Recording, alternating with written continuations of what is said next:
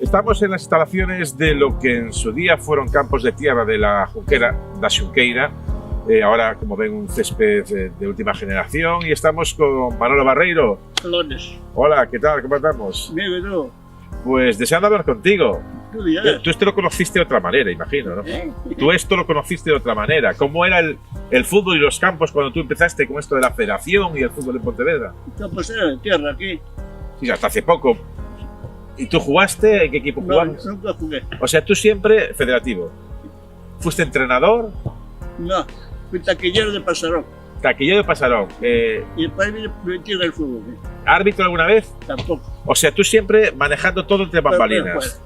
¿Y qué recuerdas de cuando aquí se jugaba al fútbol? ¿Cómo era? ¿Cómo era el ambiente? ¿Cómo se jugaba? Pues el ambiente había en las fincas y había un dueño de una finca aquí. Cuando pisaron la finca estaba con bastón, un tío de Pichecho. Porque estaban plantadas, fincas, ¿no? Eran fincas particulares. Y aquí venía a jugar mucha gente. Sí, venía a jugar mucha gente. Y ya existía Pasarón. Sí, ya existía Pasarón. ¿Y esto que era como un campo de entrenamiento ya? Hice en Pontevedra un campo de tierra para entrenar ahí cuando estaba en primera división. O sea que estamos hablando de los años 60. No sé qué años fue, no me acuerdo. Años 60. ¿Y antes, tú cuándo empezaste más o menos con esto del fútbol? ¿En qué época? En el 54. 54, ¿no? O sea que te acuerdas por edad de cómo era el fútbol entonces y por qué te metiste en el fútbol. Me metieron, mejor dicho, me metieron. ¿Quién te metió? Pues Julio Peredeño, que era un pariente de Antonio Puig, que venía de la Mili y venía de la escolta de Franco. Era abogado, venía a empezar a fútbol, y me llamó por presión de Fontella, que era el cuñado, y me metió en el fútbol con él. Y yo ciego, no sabía nada, solo ir al fútbol. Solo ir al fútbol. Y estamos hablando de mitad de los 50. Y de pronto llega la temporada 59-60, el ascenso de León. Yo creo que he visto alguna foto tuya en León. ¿Tú fuiste a aquel partido? ¿Cómo lo recuerdas? ¿El viaje, todo lo que pasó? Fuimos para allá en el tren y para acá vino con el coche. ¿Y cómo fue? Porque fue una eliminatoria con el Burgos, sí, después de haber eliminado al Caudal de Mieres, y después llega con el Burgos, aquí se le gana 3-1, se pierde 2-0 allí, no había eso del valor doble de los goles fuera de casa, y el empate en León, en la Puentecilla, que ya causa en Pontevedra cierto resquemor, ¿no?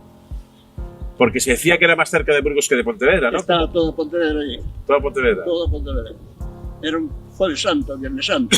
Corpus Christi. Corpus, eso es. No había gaiteros, estaban aquí todos en León. Sí, porque había la procesión del Corpus y don Peregrino se quedó sin los gaiteros para la procesión. Y os vais allá. El tren lo fleta Cándido Conde. Cándido Acuña. ¿Y cómo es el viaje? Cuéntame un poco cómo fue el viaje y cómo fue antes del partido y el partido. Yo cómo fui de noche con un amigo que hacía delegado. Era Jaime Viles, que fue delegado allí. Fuimos con el coche de él. Él marchó antes con el club. Y fuimos allí y después vinimos en el tren de Acuña. Pero antes del partido, cuando llegáis a León, ¿cómo es? Van casi 4.000 pontevedreses, se dice, ¿no? ¿Tú te encontraste gente de...? Mucho. Candendo, que estaba en la tienda, estaba diseñado allí, fue primero. Él cogemos a todos y a comer por allí, a tomar vino y a disfrutar. ¿Y había pique con los de Burgos? ¿Eh? ¿Había pique con los de Burgos? Sí, la gente de Burgos se portaba. Bueno, me acuerdo un día, un momento se lesionó un jugador del Pontevedra, de Burgos, y va a ir al Lema, lo atendés, y viene uno, atienda, que es el Pontevedra, que es el Burgos, atienda el Pontevedra. ¿Y te acuerdas del gol de Guillermo? ¿Cómo fue? ¿Cómo fue? Cuéntamelo cómo fue la jugada, más o menos. Yo me acuerdo que metió de cabeza dentro del puerto. ¿Metió el portero para adentro? Le metió de cabeza, solo adelantado centro, que era defensa. Sí. Y luego llegáis a Pontevedra y aquello es la apoteosis, ¿no? Una fiesta allí. Pues yo vine en el tren, pero al tocar vino a la noche, al día siguiente de noche. Hay una fiesta. Estaba todo Pontevedra allí. No siendo el alcalde Figueiredo, que no era. Que no era. Y se empieza la época de construir el Pontevedra, se mantiene y luego llega el primer ascenso a Primera División. Contra el 30 pasaron. En 14 de abril. No me acuerdo. 14 de abril, como el día que estamos hoy haciendo esta entrevista. Fue contra el Celta y pasaron. Y gol de Lajo, de Rafa Cerezuela. ¿Estuviste en el partido también? ¿Y cómo lo recuerdas? Porque fue un partido muy intenso, ¿no? O sea, el Celta no se jugaba nada Pero venía primado por el Español. y por el propio Celta. Sí. ¿Y cómo cómo se vivió el partido? Cuéntame un poco. Un ambiente allí. Había un cura que era del presidente del Porriño y un cura del centro. Y se levantaba y Diosiño, el bar de César, trabajaba en la habitación. Reverendo, se vaya para la iglesia. Y yo, tranquilo, que se me iba pagando. Y después los suplentes nos felicitaron. Realmente tenían una prima de 30.000 pesetas del Español. Porque era el rival del Pontevedra para ascender. Si no, y también venían con prima doble del propio Celta para que no ascendiera el Pontevedra. Entonces que la gente de Vigo estaba con el Pontevedra. Este viene a matar sobre y después no hicieron nada. La gente de Vigo apoyaba al Pontevedra. ¿Tú eras ya presidente de la federación o de la delegación? ¿Qué cargo tenías entonces? Era el secretario. Secretario, ¿no? Sí. ¿Y estabais en el palco? Sí, en el palco. El presidente era Miguel Domínguez. Presidente Pontevedra Miguel Domínguez. ¿Y cómo se vivió la tensión? Porque el gol de Rafa llega muy al final, o sea, va ganando el Celta. Cuéntame un poco cómo fue toda la tensión, el ambiente que se vivía en la grada, ¿no? Todos a saltar allí, yo qué sé. Saltaron allí y llamó al alcalde Figueroa Valverde. Una locura. Una locura. Y luego ya llega un año en Primera División, se baja, se sube y se forma lo del Ike Roelo. ¿Tú qué me puedes contar? ¿Cómo me contarías lo de esos 5 años en Primera División, la primera gran temporada donde somos únicos en Galicia? Únicos, ¿no? Porque estaba el Celta y el Deportivo en segunda, ¿no? En segunda. ¿Y cómo se vivió en la ciudad todo aquellos años? Campo pequeño. Me acuerdo de contra el Team Madrid, metieron 21.500 personas. Hoy no los meten. Tienen una pista por abajo, tribuna, toda gente de pie. Pues era terrible. Eso no se vuelve a repetir. ¿Tú crees que no se volverá a repetir algo parecido? Ojalá. Y fueron 5 años, 5 temporadas, ¿no? Y viajando, partidos televisados. ¿Cómo se vivía en la ciudad? ¿Cómo la relación con los jugadores? Fiesta. Por la mañana, frente a Barrera tenía el club, esta gente allí a buscar las cualidades. No veía yo un torneo más, otro hasta llenar. ¿Hasta llenar talonarios de qué? ¿Del dinero que hacía falta o de entradas? ¿O de entradas? Entradas. Porque la sede estaba allí en la ferretería Varela, entonces. Ese frente estaba allí, sí, en el primer piso. Que allí es donde llegaba el autobús del club. Autobús, allí, sí. ¿Y tenías relación con los jugadores tú? Sí, con mucho. ¿Qué relación tenía? O sea, ¿qué vida hacían en Pontevedra? Pues la buena vida, todos perros conocidos, todos. Y fue conociendo mucho. Yo en Primera División y siempre sentaba en las comidas de jugadores oficiales, me sentaba siempre con Calleja y Martín Estrada.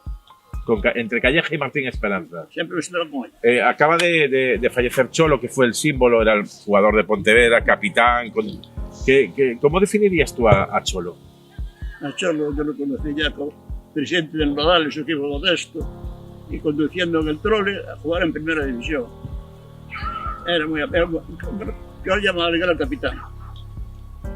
Llevaba muy a gala eso de ser el capitán del Pontevedra.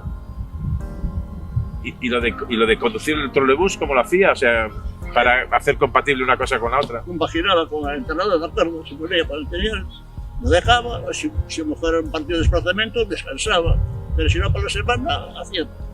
Si entrenaba a las 5 a la tarde, pues sí, conducía por la mañana, lo tenía compaginado. Luego el Pontevedra desciende en el 70, volverá a ascender a segunda en el 75. Pero vamos, digamos que no hemos estado muy arriba últimamente. ¿Qué futuro le pronosticas tú al Pontevedra? ¿Cómo? ¿Qué futuro le pronosticas tú al Pontevedra? Pues yo, en el futuro, a ver si vamos para arriba. Hay que ir para arriba, hay que apoyar la afición, hay que superar el puesto para arriba. Está ya en segundo, por lo menos. Segundo oficial. ¿Tú crees que este año ascendemos? Yo creo que sí.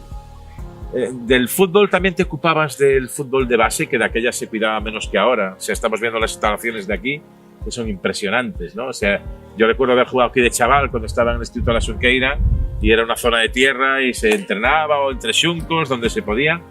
¿Ha mejorado todo mucho esto? ¿Cómo era entonces el fútbol base en tu época? Pues jugaba entre la Junquera y la Par, donde estaba la estación. Ahí había un campo de fútbol y íbamos a marcar nosotros, de la federación, marcarlo y jugaban allí.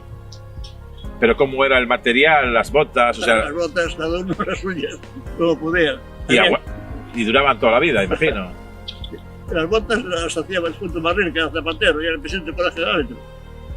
me ponían una puntera por dentro del zinc, que era una barbaridad. Un día me pisaron a uno y no podía sacar la boca. Y no había tantos equipos como ahora, ¿no? No, no. ¿Qué equipos había de juveniles o quién tenía categorías juveniles? Aparte del Pontevedra. El Pontevedra, los juveniles, Salcedo, el Marín, pero fútbol había muchos. Primero los modestos empezaron muchos, pero después fueron desapareciendo. Después fue modernizando todo, vinieron los juveniles, los cadetes, no había de eso. Y pues fueron haciéndose más equipos, claro. Ahora, ¿cómo ves todas las instalaciones? ¿Qué te parece? Es una maravilla. Esto es una maravilla, ¿no? Giro adelante. ¿El fútbol cómo lo ves en general? Tú que has vivido toda la vida ligado a cuestiones organizativas, ¿el fútbol como acto social, tú cómo lo ves? ¿Cómo ha evolucionado en este tiempo?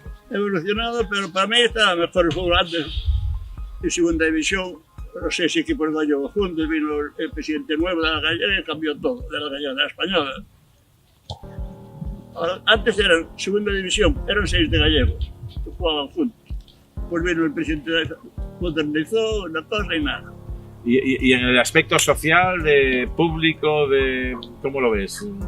¿Cómo era? Ahora el Pontevedra va mejorando mucho con el público, va levantando el público. El Pontevedra. ¿Había pique Celta-Pontevedra en tu época? Eso era lo más. Sí. Ganar aquí, ascender aquí contra el Celta, fue horrible. Yo recuerdo haber jugado en regional, en segunda y tercera regional en el Caroy, un equipo en las montañas de Cotobade. Ya lo sé, bueno, Caroy. Algún partido en Marcón. Hoy, yo recuerdo haber jugado allí, era un campo de tierra, en malas condiciones, hoy es un campo federativo. Tú tuviste algo que ver con ese campo, ¿no? Sí. Tengo yo el presupuesto y el plano de casa. ¿Y cómo fue para hacerlo? ¿Y cómo...? Nosotros queríamos hacerlo aquí. Pero Figueroa Verde, nos estamos de locos. Ahí, estoy cansado de parar, tirar papeleta y tal. Y después, poco a poco, vieron aquí, jugó al Pontevedra en primera división, entrenaba aquí, vino el presidente de la gallega, y le dio medio millón de pesetas, y para jugar a los modestos y el Pontevedra, cuando estaba. Pues surgió lo de Marcón. Y lo de Marcón, pero ya es cosa tuya, digamos. Ya hablaba con ellos y tal, era don Alfonso Barrero, arquitecto. Y cuando hizo Marcón tenía el proyecto hecho y hablé con él y dije, don Alfonso, si la Junquera nos deja, era Torregón, de aquella alcalde, si nos deja así un pequeño rato, fuimos, pero no fue imposible. Hacerlo aquí fue imposible. Pero el campo, el moderno campo de Marcón, ¿de qué época es? La última reforma es. Pues no me acuerdo la fecha ya, pero vamos, estaba ya en el fútbol, me dijeron el campo de Marcón, costó 3 millones de pesetas. ¿Cuándo te retiras tú de tus labores como federativo? ¿Cómo? ¿Cuándo te retiras? ¿Cuándo lo dejas? Ya lo dejé. ¿Pero cuándo? ¿En qué año más o menos? ¿Hace cuánto? Entré en 29 años y salí con 86. Lo dejaste con 86. ¿Ahora cuántos tienes? 97. 97. Muy bien llevado, Manolo. De momento sí, por el fútbol. Por el fútbol, ¿no? Y andar como chavales. Pues que siga así toda la vida, ¿eh? Ojalá, y tú que lo veas. Ha sido un placer conversar. Muchas gracias. Venga, un abrazo. A ti, amigo.